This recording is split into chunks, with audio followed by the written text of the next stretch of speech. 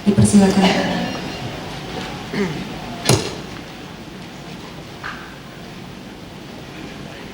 Selamat malam.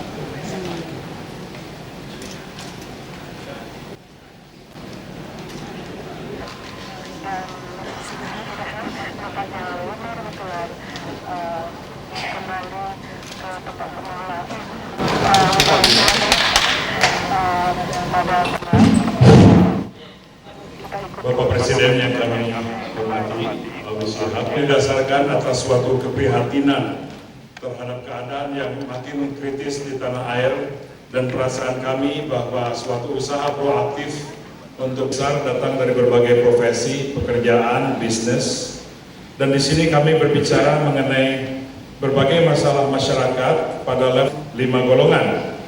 Kami akan serahkan nanti berkas dari Pak Butir yang menurut pemikiran kami paling penting untuk disampaikan secara lisan pada Gus Dur pada saat ini.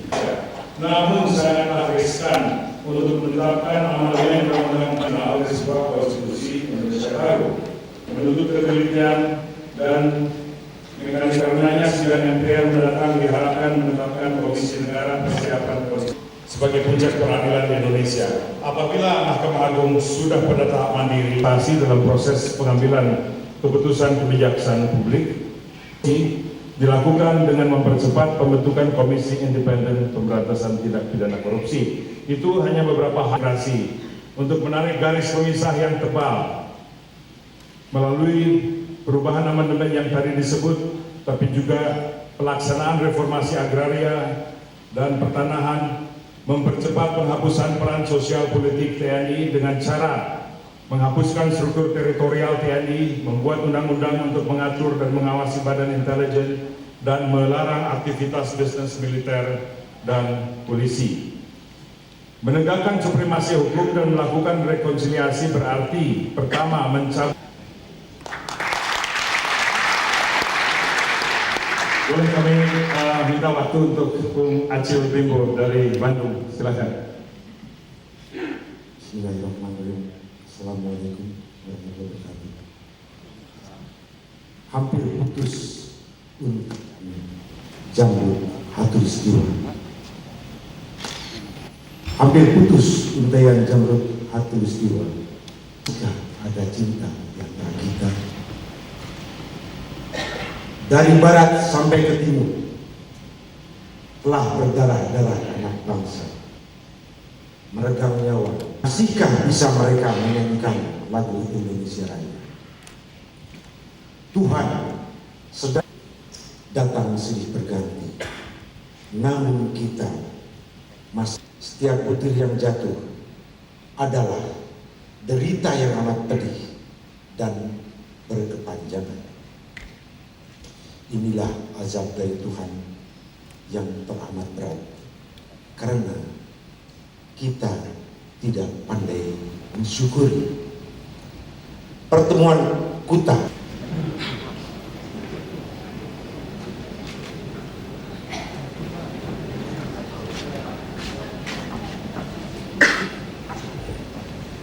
bergembira dapat berada di sini pada akhir rembuk nasional yang Anda selenggarakan semua.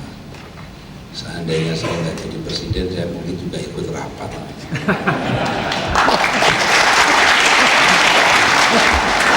Ini kerjaan saya dulu, mudah-mudahan terputus 5 tahun ini ya bisa diteruskan habis itulah. Tadi saya mendengarkan sebentar lalu apa yang dibacakan oleh Bung Limar. Menurut saya ada satu hal yang sangat penting kita garis bawahi di dalam apa yang dibacakan tadi, yaitu bahwa rasa cinta tanah air dan rasa cinta kepada bangsa ini begitu besar, sehingga kita tidak menginginkan bangsa ini cerai-berai, bangsa ini mengalami krisis yang tidak berkeputusan, dan terutama bangsa ini tidak demokratis. Kita ingin yang sebaliknya yang terjadi. Saya merasa bersyukur bahwa Anda semua berpikir demikian. Sebab itu adalah harapan dari seluruh masyarakat kita. sepanjang apa yang dapat saya tangkap selama ini ya itu yang diinginkan.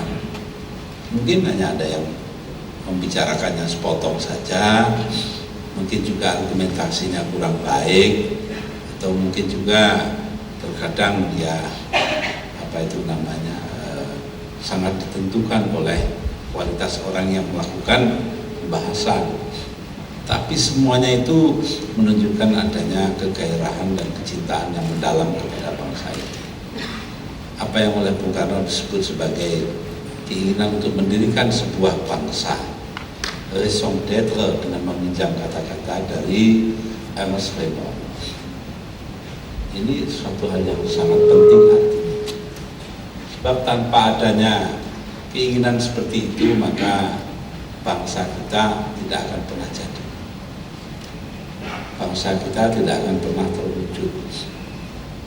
Dulu saya ini mubalik, tukang ngomong di podium-podium, selalu saya katakan, kita sebagai bangsa harus mendirikan negara dan tidak boleh atas dasar agama. Kenapa kalau dasar agama? Ya kita tidak menyaksikan Indonesia yang sekarang, dari Sabang sampai ke Merauke. Sabang aja belum sudah potong. Aceh negara Islam, daerah Batak berdiri negara Kristen. Lalu nanti sampai ke Bali sini tidak ikut Indonesia karena dia orang Hindu. Terus begitu akhirnya kan Indonesia ini bolong-bolong gak karuan.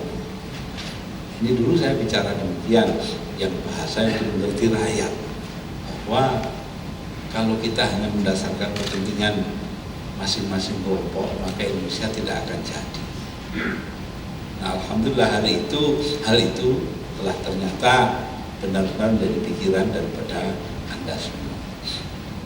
Saya karena tidak melihat, tidak tahu di antara Anda ini berapa besar persentase orang-orang yang muda. Saya sendiri sih sudah tua lah, kira-kira 60 tahun, coba bayangkan. Tapi orang-orang yang 30 sampai 40 tahun di bawah saya itu gimana pikirannya? Ini yang selalu menghantui saya dalam hidup. Kenapa? Kelangsungan bangsa kita itu ya letaknya di situ. Kalau generasi muda ini berhasil mewarisi dari kita yang tua-tua keinginan untuk mendirikan sebuah bangsa dan kemudian menjadikan bangsa ini sesuatu yang kuat, maka itu berarti keberhasilan golongan tua ini. Alhamdulillah saya dapati hal itu pada apa yang dibacakan oleh Bung Wimar itu tadi. Jadi karena itu saya merasa bergembira sekali dari sini. Adapun isinya saya rasa ya sama saja pikiran kita itu, bahwa apa yang Anda pikirkan semuanya kita pikirkan juga, dan itu menjadi sesuatu yang sangat berguna, yaitu bahwa apa yang Anda pikirkan mendapatkan penerimaan yang luas, bukan hanya ada di kalangan Anda saja. Ini penting sekali.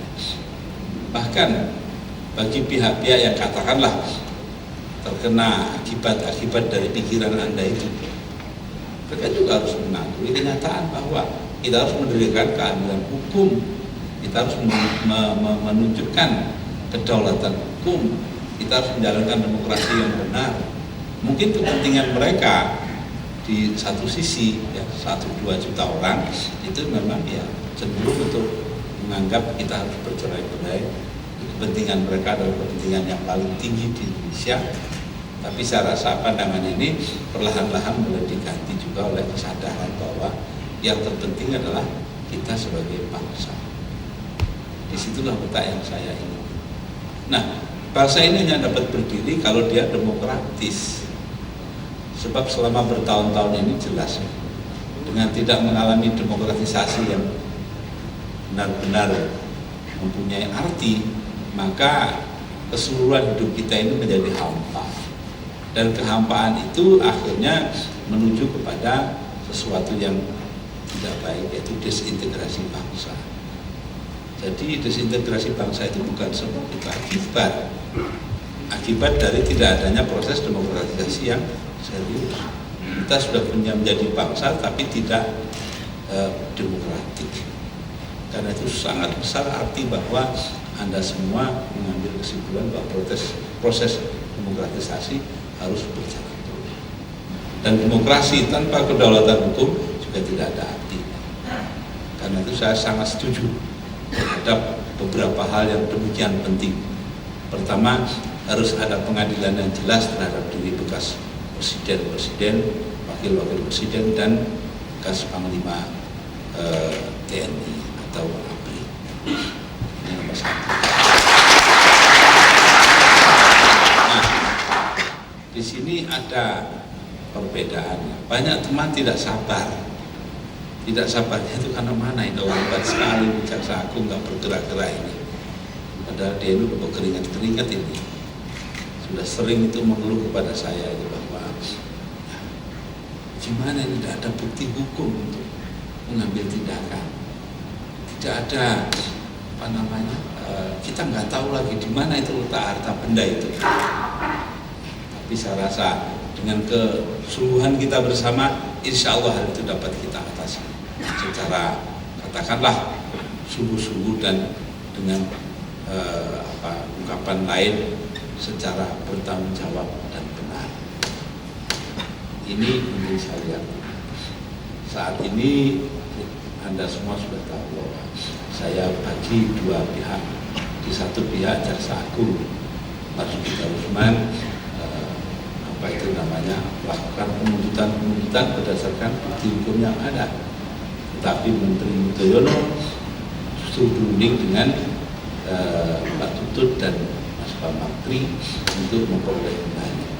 Nah, berapa yang diperolehnya? Kita serahkan pada mereka.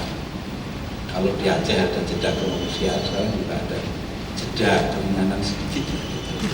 Artinya nggak bicara soal itu dulu sampai habis sidang umum MPR. Kenapa kita harus bicara mengenai MPR salah satu? Pak Yudhoyono berkali-kali lapor kepada saya kemajuan yang telah diperoleh. Juga ada pihak lain. Saya baru saja menandatangani sebuah permintaan dari Departemen Luar Negeri untuk memperpanjang permintaan dari sebuah lembaga kepada Departemen Luar Negeri untuk memperpanjang jabatan duta besar salah seorang duta besar kita agar supaya dia mampu mengurus secara tuntas berapa sih kita ingin tahu yang dimiliki dan di mana saja dia punya tempat itu. Doakan saja supaya segera selesai masalahnya dengan memuaskan.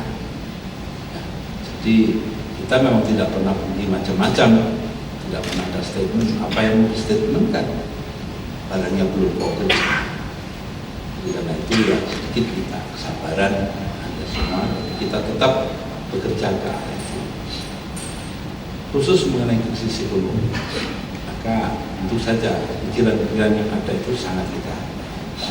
Tetapi pikiran yang ada itu kalau benar-benar mau berjalan dengan baik harus berdasarkan kondisi faktual di dalam kehidupan masyarakat kita.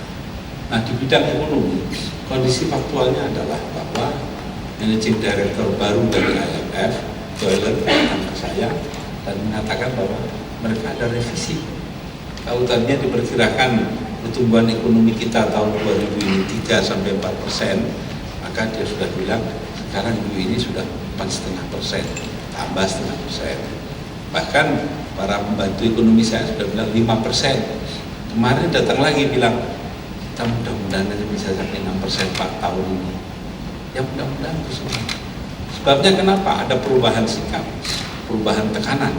Kalau dulu tekanan kita adalah menciptakan keadaan begitu rupa agar supaya penanaman modal asing masuk kemari, maka sekarang ada sedikit berubah karena penanaman modal asing sangat bergantung pada keadaan keamanan. Keadaan keamanan di Ambon begitu, di Aceh dengan susah payah baru kita capai jeda kemanusiaan, belum lagi di Irian baru-baru ini ada kongres yang menyatakan kemerdekaan dan semua itu ya membuat orang-orang tidak berani tanam modal di sini sekarang. Baiklah kalau demikian, tapi kita kan tidak bisa tinggal diam. Karena itu ada tekanan. Menteri Perdagangan dan Industri Panjaitan sekarang kelilingan terus-terusan hari ini lagi berada di Singapura untuk memungkinkan adanya peningkatan ekspor kita. Alhamdulillah bahkan Keller yang begitu hati-hati sudah mengatakan kepada saya bahwa tahun ini kalau ekspor Indonesia diperkirakan tadinya 38 miliar dolar, maka akan menjadi 44 miliar dolar. Nah, kalau kita sungguh-sungguh, mungkin angka ini terlampaui bisa mendekati 50 miliar dolar. Jadi dengan kata lain bahwa kita harus berani melakukan substitusi terhadap rencana-rencana kita sendiri kalau rencana ini mengalami hambatan. Jadi kita tidak istilahnya itu potok bangkrong di situ-situ saja, tidak. Tapi kita harus pandai melihat mana peluang yang kita punya. Menteri Luar Negeri Alwi Shihab hari ini mengundang teman-temannya, ada 11 Menteri Luar Negeri dan pengganti mereka itu datang ke Bali di sini di Sheraton Hotel. Tadi saya bertemu dengan mereka berbicara mengenai satu hal, bagaimana menghidupkan kembali ekonomi Indonesia. Dengan bantuan teman-teman seperti itu, insya Allah kita akan mampu mengatasi kesulitan-kesulitan yang ada dalam waktu cepat. Baru-baru ini ketika saya berangkat ke Thailand, maka saya mampir di Changi Airport, lapangan terbang Changi, bertemu dengan Perdana Menteri Sucipto. Di sana oleh Pak Luhut Panjaitan saya diminta untuk berbicara dengan Perdana Menteri Sucipto, minta supaya jatah ekspor tekstil Singapura ke Amerika, yaitu 20% dari ekspornya yang tidak digunakan, itu dapat kita yang menjalankan. Ketika sampai di Washington DC, saya bertemu dengan Presiden Clinton, saya minta terus terang saja ini, yaitu Presiden, saya minta perhatian Anda supaya itu trade representative, perwakilan dagang Anda, pejabat tertinggi Amerika yang mengurus masalah ini bisa memberikan kesempatan kepada kami untuk ini ekspor lebih banyak di bidang tekstil dan lain-lain. Alhamdulillah permintaan disambut dengan baik, dan sekarang ini semua pihak, baik itu masyarakat Eropa maupun dari Timur Tengah, semuanya sudah menyatakan bahwa akan segera memberikan bantuan dalam hal ini kepada Indonesia dengan cara memudahkan ekspor kita ke negeri-negeri lain. Saat ini kita sedang bersiap-siap untuk menerima delegasi RRC untuk membeli hasil gas alam kita dari tangguh di Irian. Itu dalam waktu beberapa tahun ini tidak akan merupakan sesuatu yang berhenti. Saya setuju dengan pendapat tadi bahwa amandemen terhadap Undang-Undang Dasar harus dilakukan secara bertahap. Memang demikian. Sebuah bangsa yang demokratis dan benar-benar waras itu harus mampu merubah undang-undang dasarnya dari waktu ke waktu. Saya ingat Undang-Undang Dasar Amerika Serikat.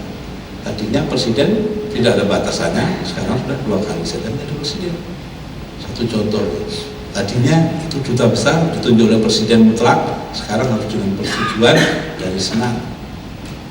Nah, kita pun juga sedang mengalami hal itu. Kadang-kadang memang terasa bahwa agak aneh bahwa di-share dengan pihak. Kenapa? Karena bagi saya itu merupakan tanda sikap yang bertanggung jawab terhadap masa depan bangsa ini. Hanya saja kita ingatkan bahwa terkadang antusiasme ini tidak menghitung waktu. Nah, ini yang kita harus sadari benar. Penggunaan waktu secara tepat dalam hal ini harus merupakan sesuatu yang penting, yang diingat terus. Jadi istilahnya ya kita harus melihat kenyataan secara keseluruhan. Ya maklumlah, sama-sama baru belajar berdemokrasi. Ya mungkin salah satu slow, terlalu cepat, salah satu terlalu lambat, biasa saja. Nanti kan ada proses adjustment, proses penyesuaian diri satu sama lain. Jadi karena itu saya merasa sangat berterima kasih dengan adanya Rembuk Nasional ini, karena tadi disebutkan hal-hal yang memang menjadi pikiran kita bersama sebagai bangsa. Bahwa Rembuk Nasional menghasilkan hal seperti itu patutlah dibanggakan, bukan hanya oleh yang menjadi peserta, tapi bagi keseluruhan warga masyarakat kita. Karena itu saya setuju bahwa dari Rembuk Nasional ini itu dihasilkan hal-hal yang Anda bawakan kepada berbagai pihak, kepada Ketua DPR, Ketua MPR, kepada pers, Dan kalau perlu, ya itu loh, bangsanya mubalik, tukang ceramah, kasih dong ini. Masa dia ceramahnya masih itu juga, kalau ada pohon kulti di akhirat, bangsanya begitu. Kita ya, cobalah masalah kita sebagai bangsa ini kita pecahkan bersama. Sekali lagi saya berterima kasih atas apa yang terjadi dan ajakan Bung Wimar untuk satu dialog saya terima dengan baik, walaupun waktunya juga tidak terlalu lama karena saya harus segera kembali ke Indonesia karena besok ke Jakarta karena besok harus ke Medan. Saya ini penting sekali, yaitu Saudara Egy Sujana yang bagi beberapa orang di sini itu merupakan makhluk ajaib yang ditakuti gitu ya. Nah, kebetulan ngomong dengan saya, menggugat saya masalah pencabutan TAP 25 MPRS tahun 66. Ya saya terangkan kenapa saya begitu. Akhirnya sampai kesimpulan, kalau gitu sila, tolong dong sampaikan kepada umat. Nanti pada tanggal 2 Juli di Medan kami akan mukernas itu PPMI, yang Persatuan Pekerja Muslim Indonesia. Baik, saya silakan. Banyak yang nggak setuju itu. Wah, jangan ke sana, itu organisasi preman itu. Saya bilang nggak apa-apa. Menerangkan justru kepada orang-orang yang minta pengertian, kita jelaskan itu lebih baik, ya, lebih baik diajak omong lah. Karena itu saya rasa dialog merupakan timpalan atau imbangan daripada proses hukum yang ada. Sesuatu yang tidak bisa diproses secara hukum, ya kita jalankan secara dialog. Tapi jangan lupa bahwa dialog ini hanyalah pelengkap kalau tidak mungkin dilakukan tindakan hukum. Nomor satu, tetap harus ada tindakan hukum. Ini yang paling penting. Demikianlah saudara-saudara, mari kita berdialog. Saya akan duduk di sana dan siapa yang bertanya, kalau dapat ya saya jawab, kalau enggak ya ngomong. Juga membuat kita bertanya, apa betul memang sebaik itu? Saya kira akan banyak pertanyaan-pertanyaan, tapi karena waktunya terbatas, kita bagi, saya tidak tahu berapa sesi. Kasih silakan yang kedua, tolong. Tadi kami dapat kunjungan dari teman-teman mahasiswa mengenai ahli Pak Arto, sampai itu Bapak Presiden saya berumur 30 sampai 40 tahun, jadi termasuk generasi yang masa yang akan datang. Terima kasih. Dari Pak Agus Parengkuan, masalah Ambon. Ya inilah bedanya Pak Agus ya, peninjau dengan memimpin pemerintahan. Saya ini sudah lama mengusulkan digantinya Pak Pangdam Patimura dan juga gubernur. Ya, karena itu menurut laporan yang sampai ke saya itu biang keroknya di situ. Tapi ya itulah pemerintah, namanya pemerintah. Si ini nggak setuju, si itu nggak setuju, sulitnya bukan main mencari orang dan seterusnya. Akhirnya ya saya lah, karakteristik saya seneng nggak seneng ya ini Abdurrahman Wahid sabar. Akhirnya setelah habis sabar saya ganti sekarang juga, panggil orang yang bersangkutan. Nah ketika sampai kepada kesimpulan itu memang ratusan orang yang jiwanya hilang. Tapi kita nggak bisa lain kalau ingin jadi bangsa yang bersatu, kan tidak bisa kita begitu saja bertindak hari ini kita ganti. Mau saya kenal aja enggak semuanya itu. Itulah, jadi kan nggak gampang Pak itu. Menurut Anda gampang, menurut saya sulit. Ya, pelan-pelan. Maka jadi proses ya, yang namanya proses. Contohnya sekarang Pak Agus Parengkuan ini bicara mengenai masalah umpamanya kita bicara masalah Papua atau Irian. Hari ini saya menggunakan kata Papua. Yang ribut siapa? Yusril, Marsilang Simanjuntak dan sebagainya, karena istilah ini secara resmi nggak ada di perundang-undangan kita. Nah, tapi orang-orang sana tuh kalau nggak diberi nama Papua, nggak puas hatinya. Kan susah, jadi satu hari saya pakai Irian, besoknya pakai Papua. Satu contoh kecil itu loh ya, barang kecil, tapi ya itu adanya Pak. Nggak bisa segera begitu saja. Namanya mendidik orang yang pelan-pelan. Dan sementara itu berjatuhan korban-korban. Tapi satu kenyataan bahwa kita bisa mengajari orang berjalan pelan-pelan dan semakin membaik, itu yang paling pokok. Dan kalau perlu kita harus mengambil tindakan yang bersifat tangan besi, seperti penerapan keadaan darurat sipil di seluruh Maluku dan Maluku Utara saat ini.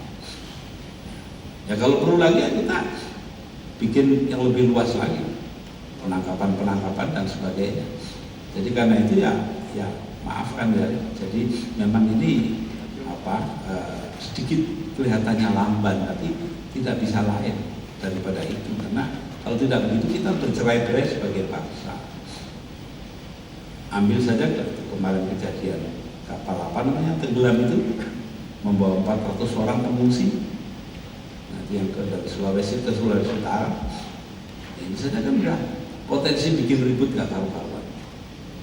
Bahkan pernah terjadi Pak, masa permulaan pemerintahan, saya telepon Pak Wiranto, saya katakan, Pak, ini di Terminal 1 Cengkareng ada sekian ratus orang, lebih dari 100 orang yang pro independence dari Timur nggak bisa berangkat karena kapalnya disewa oleh International Red Cross di Jakarta, nggak bisa berangkat karena Departemen Perhubungan melarang, kurang syaratnya. Udah Pak, kalau begitu tolong ya Pak Wiranto ini supaya mereka bisa berangkat, kalau bisa dengan pesawat yang disewa oleh International Red Cross itu, kalau tidak dengan Hercules Audi. Nah Pak Wiranto bilang, baik Gus, saya jalankan, tapi saya mau tanya, Anda dapat dari mana informasi itu? Nah bayangkan kepala intelnya aja kalah sama presiden. Dia mestinya kan tahu lebih dulu, saya percuma aja Pak jadi presiden kalau saya nggak tahu. Inilah contoh ya, bahwa presiden itu sendirian yang nggak bisa menyelesaikan masalah, harus bersama-sama dengan yang lain, dan ngajari orang banyak juga gampang. Nah kalau Saudara Gus Parengkuan di koran, segera aja dia dapat informasi. Nah inilah perlunya kita semua menyadari bahwa ini proses yang bersama-sama harus dilakukan. Yang kedua,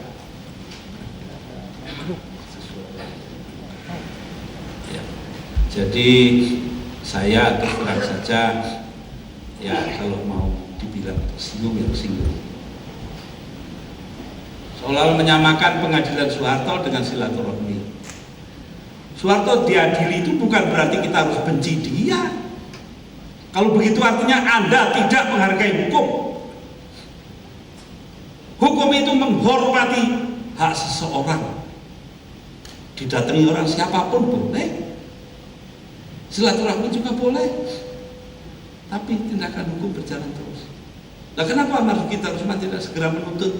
Ya menuntut itu kan harus ada bukti-buktinya Pak. Nggak gampang. Pak Harto itu orang pinter, bukan orang bodoh. Jadi ini saya terus terang aja deh, saya ngomong apa adanya. Jadi proses hukum jalan terus. Nah kita silaturahmi itu kan masalah yang disebutkan tadi, bagaimana supaya bisa kembali. Buktinya dengan cara hukum. Sampai sekarang Marcos mana duitnya? Sairan mana duitnya?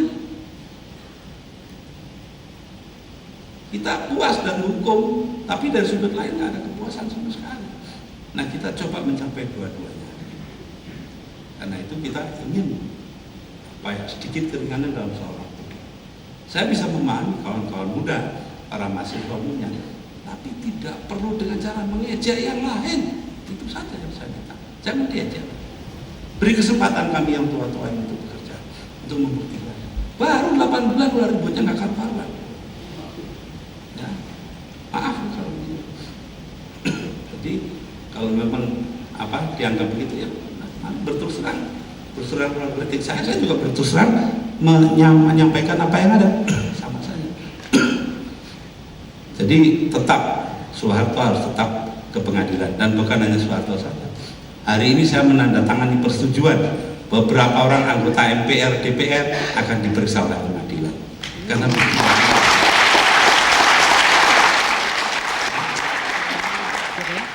ada satu orang yang kakap, sampai sekarang belum ketemu tuh bukti hukumnya. Tiap kali jaksa agung ke saya menanyakan, ya ini Pak, perlu ditekan ini bos. Ya tapi yang itu gimana sih bulan itu? Ya belum dapat buktinya. Dia kasihan ya, sampai hari ketemu saya itu aja. Sebab apa? Semua itu biang keroknya di dia. Kalau dia masuk beres lah semuanya. Sepanjang apa informasi intelijen yang saya terima.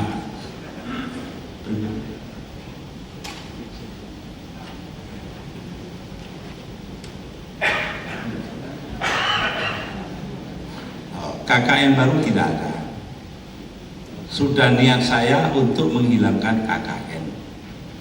Bahwa sekarang ini ada dikesankan di media massa seolah-olah KKN baru, itu kan kesan.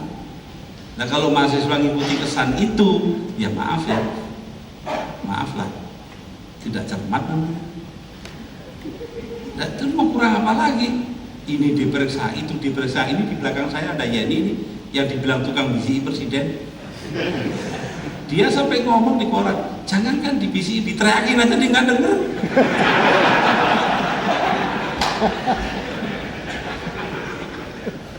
Saya terus terang aja semua itu boleh nyatet Anda ngomong apa, saya nggak bisa baca sendiri. Tapi lebih dari itu tanya dia, saya nggak pernah saya nanya siapa keputusan saya ambil sendiri. Ya, jadi karena itu KKN tidak ada. Itu semua karangan-karangan belaka untuk menjatuhkan saya dalam bulan Agustus dan dalam interpelasi DPR yang akan datang. Terus terang saja apa adanya, sejumlah kecil anggota DPR melakukan hal itu. Nah yang lain itu hanya ingin menegakkan apa hak interpelasi dari DPR. Saya bisa memahami itu dan saya akan menghormati itu. Tetapi itu tentu tidak melupakan kritikan saya bahwa ada di antara anggota-anggota DPR yang berpikiran lain, ingin menjatuhkan pemerintah yang sekarang melalui proses impeachment. Ya, itu terserah, kita lihat aja nanti votingnya gimana. Itu aja kok, repot-repot.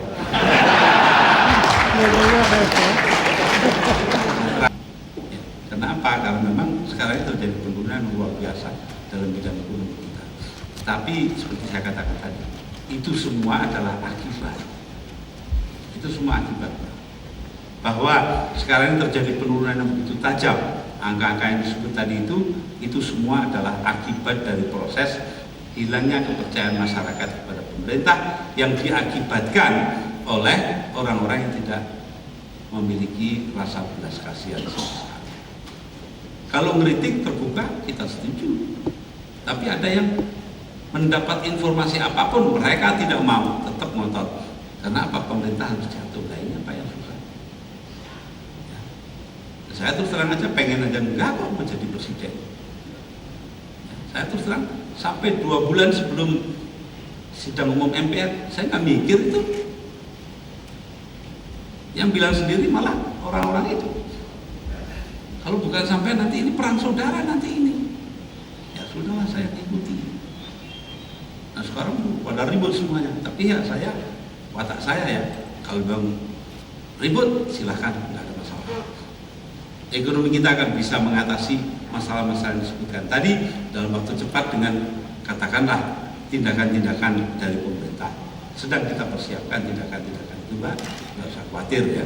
Nah, walaupun pemerintah ini jangan diharapkan segala-galanya. Bagaimana saya katakan bolak-balik bahwa masyarakat yang menentukan bukan pemerintah. Pemerintah itu mendorong saja.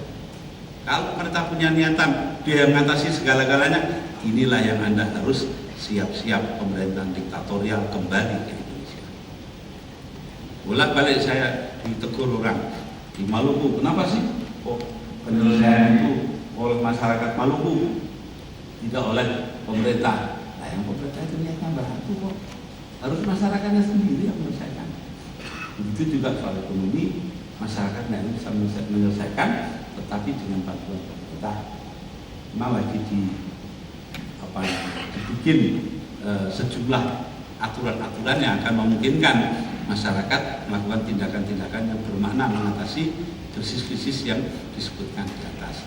Dua buah krisis, yaitu satu mengenai turunnya mata uang rupiah, nilainya turun nilai tukarnya, dan yang kedua mengenai masalah korupsi yang tidak habis-habis.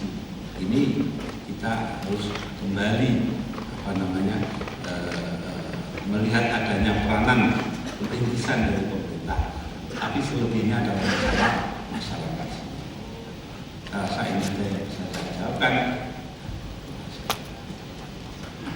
Makasih, ternyata waktunya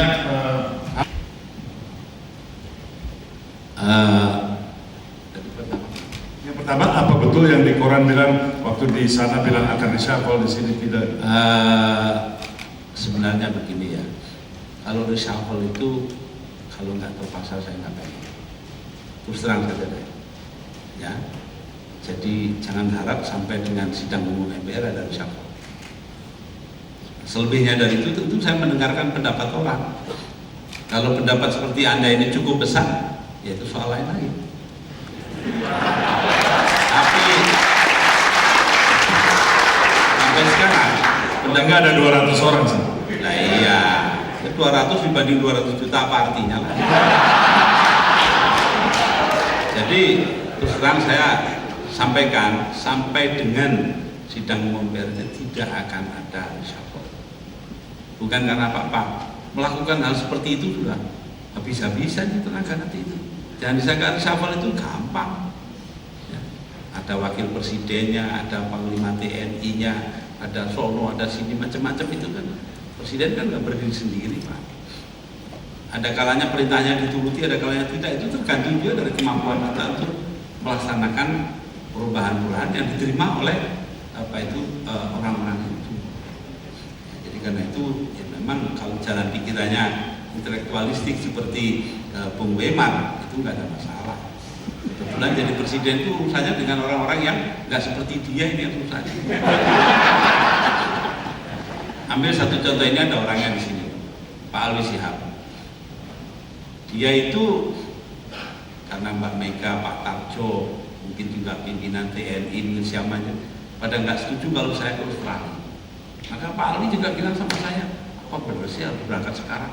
Coba bayangkan itu. Nah padahal kita ini saya sudah menyatakan bahwa politik luar negeri Indonesia itu harus didasarkan pada good neighborhood policy. Yang sudah lupakan. Mari kita konsentrasi ke masa depan. Nasionalisme sempit itu hilangkan. Kita sekarang menuju pada dunia baru yang apa katanya Bung Karno itu mari membuat nevo. Bagaimana bisa membuat kalau mau baik sama orang? Ini karena itu sangat besar, tapi tantangannya sangat besar di dalam kabinet sendiri. Karena itu ya sudahlah. Akhirnya keputusannya simpel saja, tunda 1 bulan. Kalau sudah 1 bulan, seneng saya jalankan karena saya percaya kepada kepada prinsip-prinsip yang saya gunakan. Nah kalau saya nggak percaya, lalu untuk apa dibuat prinsip-prinsip itu? Jadi nggak gampangnya. Satu contoh yang orang ada ke bulan sini, dia bingung sendiri. Ada menteri luar negeri bingung kan baru ini. Satu, lalu kedua mengenai Apakah Gus Dur tidak yakin bahwa sebetulnya dari orang-orang yang Anda kenal aja bisa buat kabinet yang jauh lebih bagus sehingga tidak terjadi yang Ibu Adiningsih ceritakan tadi, ekonomi bisa membaik dan sebagainya? Oh itu terus terang saja buat Indonesia ya. Saya percaya kepada proyeksi-proyeksi Anda. Cuma satu hal yang menjadi pertanyaan, apa kalau itu dijalankan juga keadaan semakin baik? Belum tentu. Tapi juga bergantung dengan pemahaman orang-orang itu atas situasi. Bisa saja mereka mengambil tindakan-tindakan yang keliru, bertambah parah, akhirnya investor juga berani masuk. Nah kalau orang-orang asing udah nggak percaya sama kita, ya sudah ekonomi kita terpuruk habis-habisan. Kecuali kalau kita mau banting setir sebagai bangsa, ya, kayak yang dilaksanakan oleh Perdana Menteri Mahathir Muhammad di Malaysia atau oleh Castro di Kuba, ya boleh saja anti Amerika langsung. Kalau kita masih menggunakan ukuran-ukuran internasional, dan itu yang saya percayai bahwa kita menggunakan ukuran internasional, maka ya tidak bisa tidak kita mencapai katakanlah semacam derajat penerimaan yang serius ya di negeri kita terhadap apa yang dikemukakan dalam soal-soal itu. Jadi bagaimanapun apa yang dipikirkan oleh Bu Haji tadi sebagai informasi itu sangat penting, dan itu juga kita pakai. Mudah-mudahan nanti kita bisa mengatasinya dengan cepat. Saya sendiri yakin sih nggak terlalu lama lagi juga sudah bisa diatasi. Soalnya itu kan karena ya kita tidak adanya kepercayaan dari masyarakat. Nah, kepercayaan itu bisa ditimbulkan kalau kita sudah berhasil mencapai semacam katakanlah kuasi konsensus, walaupun konsensus sendiri belum tercapai. Nah, kuasi konsensus itu akan datang setelah itu. Kenapa? Karena orang masih mau coba-coba sekarang. Beberapa yang pikirannya jorok itu pengen ganti pemerintahan. Kita lihat nanti kalau mereka tidak berhasil dalam bulan Agustus, habis itu licin jalan. Terima kasih. Terima kasih Gus Dur.